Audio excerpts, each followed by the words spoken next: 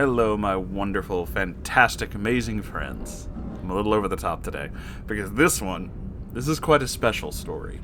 This is one that I had for a little bit, but wasn't entirely sure how to present it. I was honestly waiting to see if, I wanted to do a bunch of parts in one, but we're going to go with this first part anyway, and just kind of lay this out as it is, and, we'll talk about it.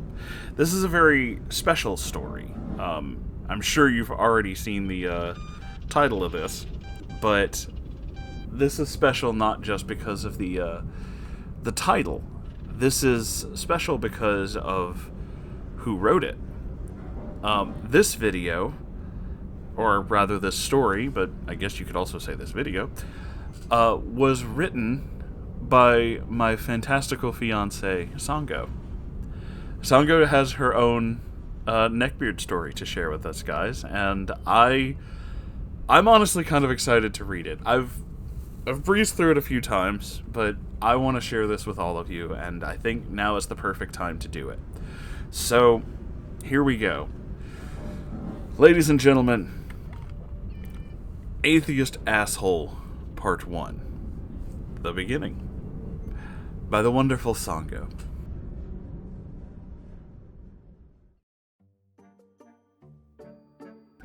Hello, my lovely unicorn from the moon. Hi, sweetheart. And the moon cult. It's your favorite dimensional wolf, Sango. After hearing so many story experiences from others, I decided to write my own stories of my experiences.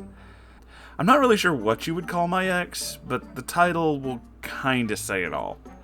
I want to point out that this was also years ago when all this happened. Some conversations aren't exact. Memory sucks. I do remember vividly what happened, but I just thought I would tell you everything. Otherwise, this is the story about my ex. And this all happened way before I met Moonhorse and started doing my art. I was done with college and got my associate's degree, and I didn't really know what to do with my life.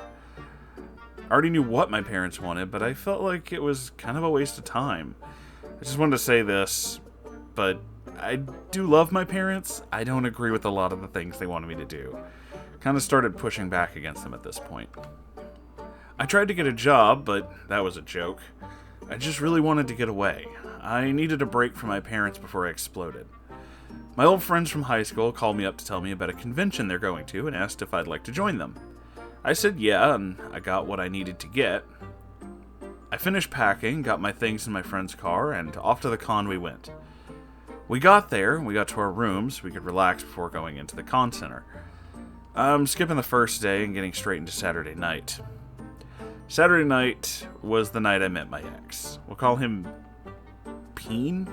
P-E-I-N. I'm going to pronounce it Peen just because it's funnier. Just letting Mooney know that, yes, I wrote it like that because the character he likes so much from the anime Naruto, here's a picture if you'd like to use it in the video. Oh, okay. I'll have to look it up.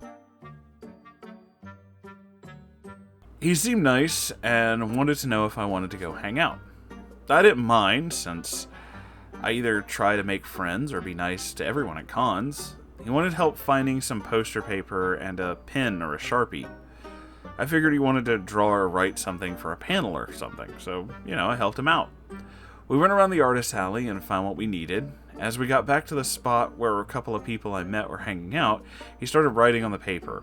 He wrote something that would still kind of shock me to this day. He literally wrote, and I'm not kidding, "Free kick to my balls or nuts, women only." Disgusting! Oh god, the worst part is I know where this is going, and I don't, I had no words. I was dumbfounded to the point where all I had was a kind of, okay, expression. He wanted to know if he wrote it big enough, and I said, sure. One thing I learned that day was, oh god, not only does he have a creepy fetish, but he's also one of those guys who do signs at cons. I'm going to kind of stop part 1 here, and I hope you all enjoyed it so far. I'll have more soon. Don't worry, there's a lot more. I love you all, and keep supporting my lovely unicorn Mooney. Oh, thanks, sweetie. Thank you for taking the time to read this, honey, and I'll see you guys in the next part.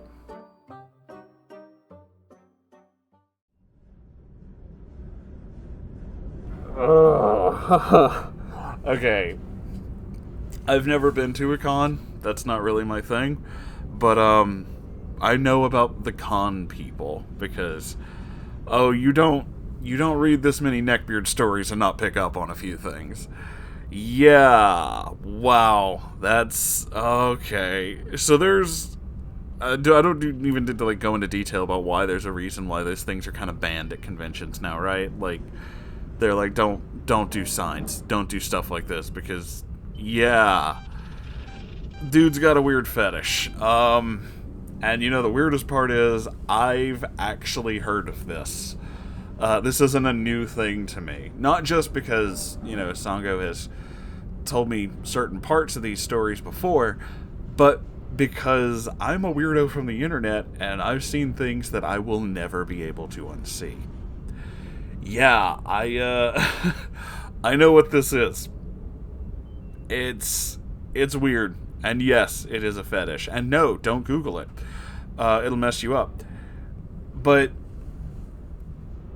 to do that at a convention around a bunch of strangers, like people you don't even know, people you've literally never met, is just, that's extra, bro. That's extra creepy.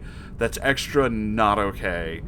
And oh boy, I'm getting vibes off of this. I'm getting really bad vibes. This, all I can think of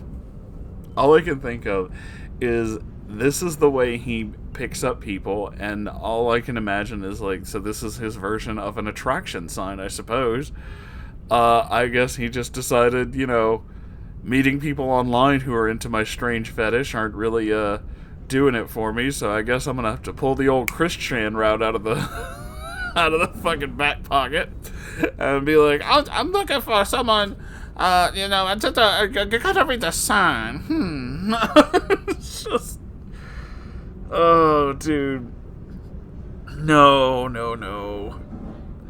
From what I hear, conventions are full of horror stories, so much so that I'm pretty sure there's a subreddit for that, and you know, maybe I should start looking up stories from there, too.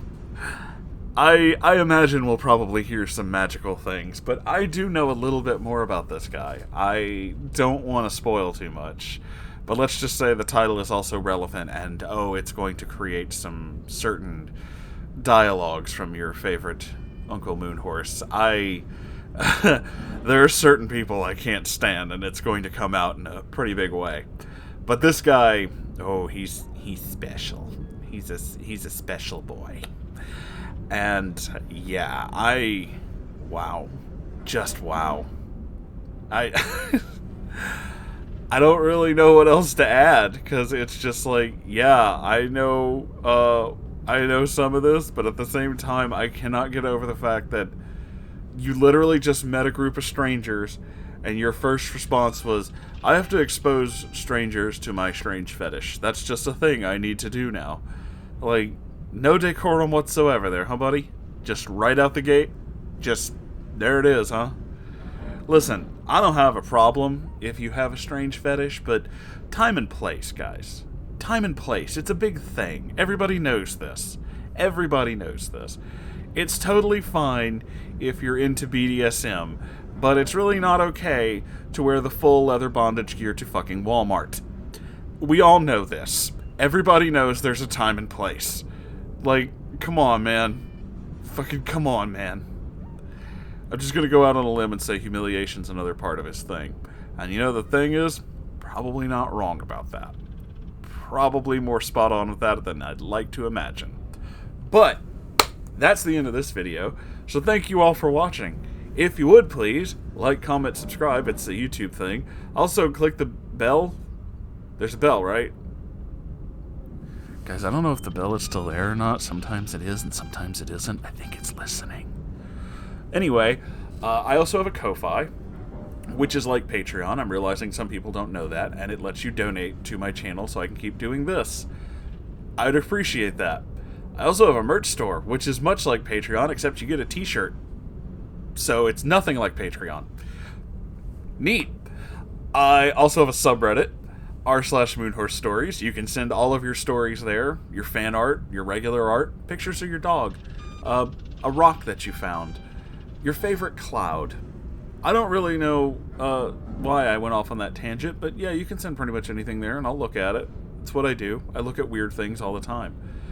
Also, there's a stream every Saturday, and if you'd like to suggest something weird for me to look at on stream, there's a thread for that on the subreddit. You may be the reason why I am howling with laughter during a live stream. That is 100% a thing that could happen.